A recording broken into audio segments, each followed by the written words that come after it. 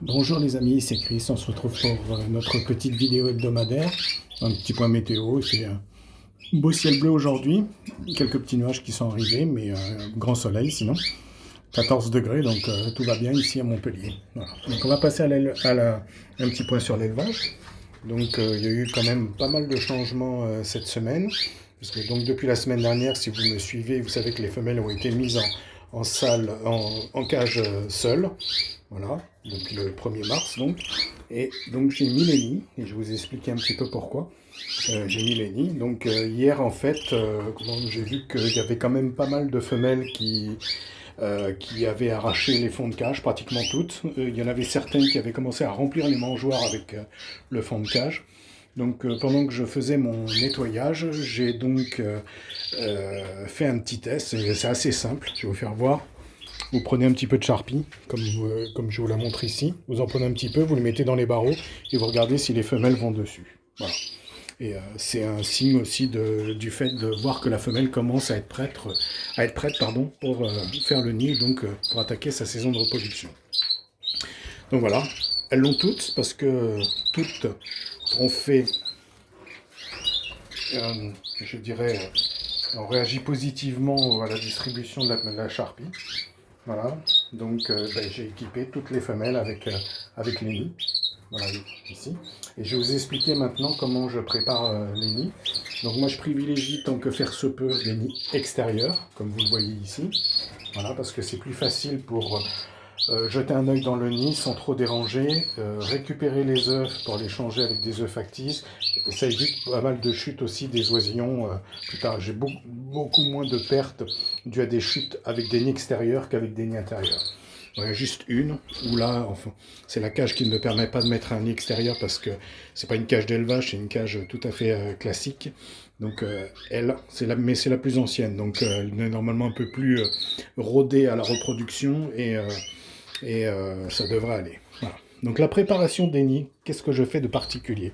Donc déjà, j'utilise du savon noir liquide, savon noir de Marseille, liquide, avec un petit pinceau comme ça. Et en fait, ce que je fais, je vais badigeonner avec mon pinceau trempé dans le liquide tout le tour du nid extérieur. Voilà. Et après, je saupoudre avec de la terre de diatomée. La terre de diatomée, c'est ce que vous voyez, je vais essayer de vous faire voir ici, sur le bord. Donc si je protège tout le tour du nid, donc moi ma terre de diatomée est noire, hein. Donc vous inquiétez pas, c'est pas des poux ou quoi que ce soit, c'est simplement la couleur qui est comme ça. Il en existe de la blanche, de la ocre, et moi j'ai de la noire aussi. Voilà. Donc une fois que j'ai fait ça, je prépare aussi le fond de nid, que vous voyez ici. Donc je privilégie toujours de mettre un fond de nid. Donc je fais 2 petits trous, je passe un petit câble en acier comme celui-là, dedans, pour l'attacher et éviter que l'oiseau tire dessus, parce que c'est souvent ce qui se passe au début, les femelles ont tendance à essayer d'arracher un petit peu tout ce qui est dedans. Donc j'attache avec ce petit fil, de façon à ce qu'elle ne puisse pas sortir le fond de nid, d'accord? Donc une fois que j'ai fait ça, mon fond de nid, je le saupoudre des deux côté face et de l'autre côté, avec de la terre de diatomée. Je le positionne dans le nid, comme ceci, voilà. Et une fois que j'ai fait ça, je rajoute un produit Pousse-Top que j'ai oublié de sortir. Donc, mais attendez, je crois que j'en ai une boîte là, même si ça ne correspond pas. Voilà, vous avez ça.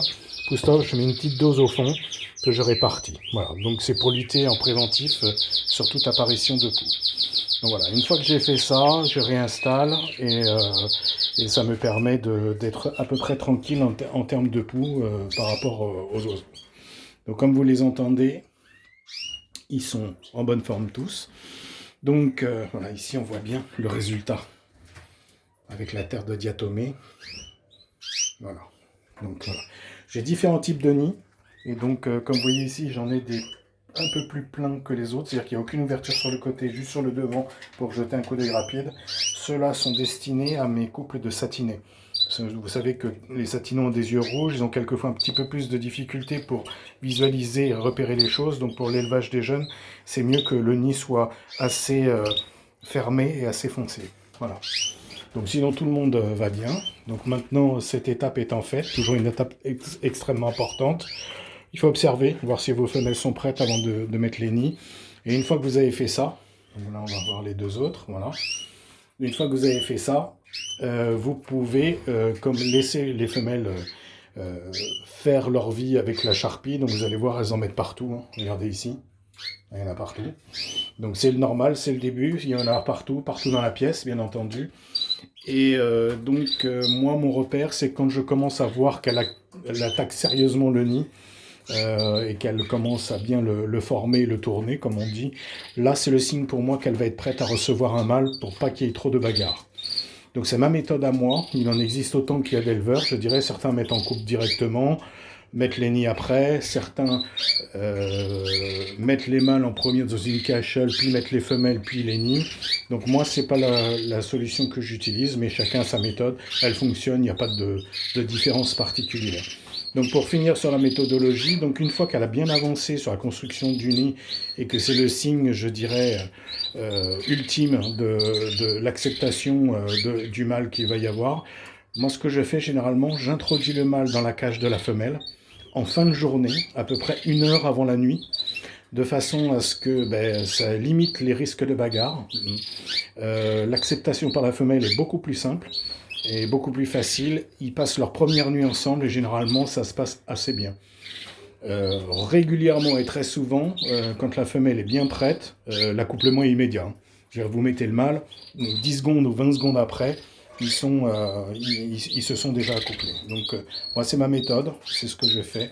Maintenant, d'autres vous diront que c'est pas comme ça qu'il faut faire, d'autres diront oui je fais comme ça, d'autres font encore autrement. Donc voilà. Après je laisse chacun libre de faire comme il veut. Mais bon, c'est ma technique, c'est ce que je fais depuis des années et j'ai des résultats relativement corrects. Voilà. En termes de préparation, on continue quand même à suivre le programme. Alors là, je vous ai raffiché celui de mars. Voilà, on en est là, par ici.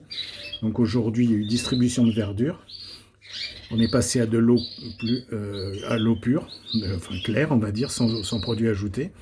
Et je vais donner un peu de pâté avec Fertivite et Calcilux à mes femelles. Et puis on va continuer comme ça et vous tenir bien sûr informé de l'évolution. Donc voilà, ça sera tout pour aujourd'hui. Donc on avance, une nouvelle étape est franchie pour moi en termes de préparation à la reproduction. La mise des nids, c'est toujours un moment assez important et que j'apprécie beaucoup. Prenez votre temps, observez bien les oiseaux, c'est aussi la clé de la réussite, ne pas trop se précipiter. Même bon, si j'ai quand même un peu de doute, je trouve que la saison est un peu tôt. Je pense que j'ai à peu près 1 ou 2 semaines d'avance par rapport à la mise en place des nids l'année dernière. Mais la saison est meilleure, il fait quand même moins froid que l'année dernière. Hein. Bon, et les femelles donnent des bons signes de préparation et de réceptivité, donc on va continuer comme ça.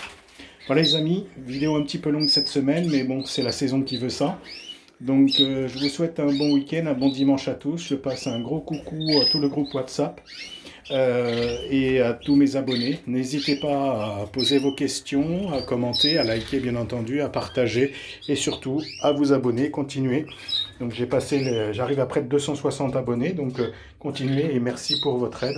Je fais un gros coucou à Canary Corse, à Greg, à Bernard, à Mélo, à Rico, donc Enzo et Flavio, Dylan. J'espère ne pas trop oublier de monde, Lionel aussi.